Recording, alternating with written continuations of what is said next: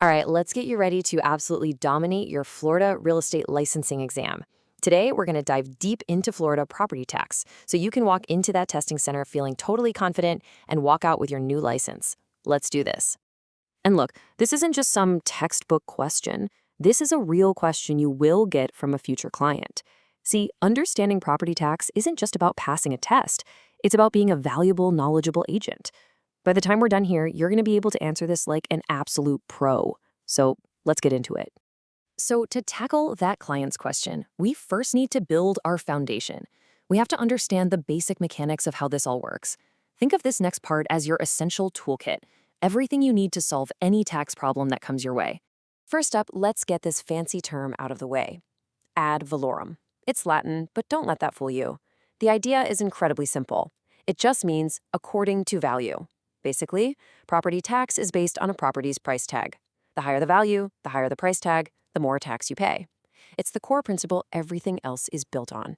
So how do we actually calculate the tax bill? It all comes down to this one simple formula. You have got to burn this into your brain. You take the assessed value, you subtract any exemptions, that gives you the taxable value, and then you multiply that by something called the millage rate. That's it. This formula is the key to everything. All right, now here is a classic exam trip-up spot. Don't get immune at exempt properties confused. It's actually really simple. Immune properties are owned by the government, schools, courthouses, military bases. They are completely 100% off limits for taxes. Exempt properties, on the other hand, are things like churches or charities. They could be taxed, but they're given a pass based on their status. The key difference? It's all about who owns the property. Okay, so your client calls you up and says, my property assessment is way too high. What do I do? Here's the playbook you give them. It's a 3-step process. First, they have an informal chat with the county property appraiser. Honestly, most issues get solved right here. If that doesn't work, step 2 is a formal petition with the Value Adjustment Board. And if all else fails, the final step is taking it to court. You need to know that order. Now that you've got the basic framework down, let's learn the lingo. Mastering these next few terms is like getting the secret code for the exam. Knowing these will give you a massive advantage. Okay, pencils up. Exam alert. You will 100% see this on your test. The term is mill. It sounds weird, but it's just a tiny piece of a dollar, 1/1000th of a dollar, to be exact. So think of it this way. Instead of a dollar having 100 pennies, imagine it has 1,000 little things called mills. So when you see a tax rate of, say, 10 mils, it just means you pay $10 for every $1,000 of property value. That's all it is. So what's that starting number for all our calculations? It's the assessed value. This is the official value that the county property appraiser slaps on a property for tax purposes. It's always your starting point before you subtract any exemptions. And here's another big one. Exam alert. You have to know about Save Our Homes. This is a total game changer for Florida homeowners. It puts a cap on how much the assessed value of their main home can increase each year. It's a shield against huge tax jumps when the market goes crazy. It's a massive benefit and something your future clients will love to hear about. Okay, what's a special assessment? Think of it like a one-time charge for a neighborhood upgrade. Let's say your city decides to put in brand new sidewalks or fancy streetlights on your block. The homeowners who benefit from that chip in to pay for it. The key thing to remember is this is not part of your regular annual tax bill. It's a separate charge for a specific project. Fantastic. You've got the basics, you've got the lingo. Now let's prepare for the curveballs.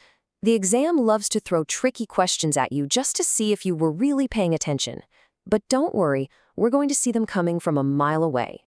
All right, pop quiz time. Look at this question. A homestead property is assessed at $80,000. Now, what is the school taxable value? I'll give you a few seconds. Think it through. What's the trick here? Time's up. Did you get it? The correct answer is $55,000.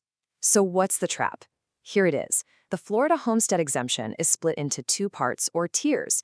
The first $25,000 exemption applies to all taxes, schools included.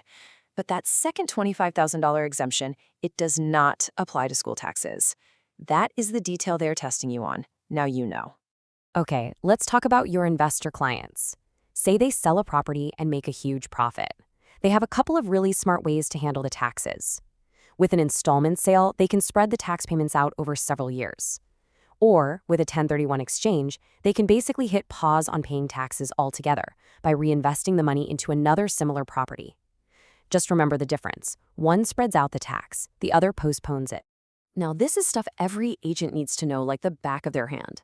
Homeowners get some incredible tax advantages. They can deduct their mortgage interest and their property taxes from their income. And here's the best one. When they sell their home, they can exclude up to $250,000 of profit or $500,000 if they're married from capital gains tax. That is a huge benefit. Whew!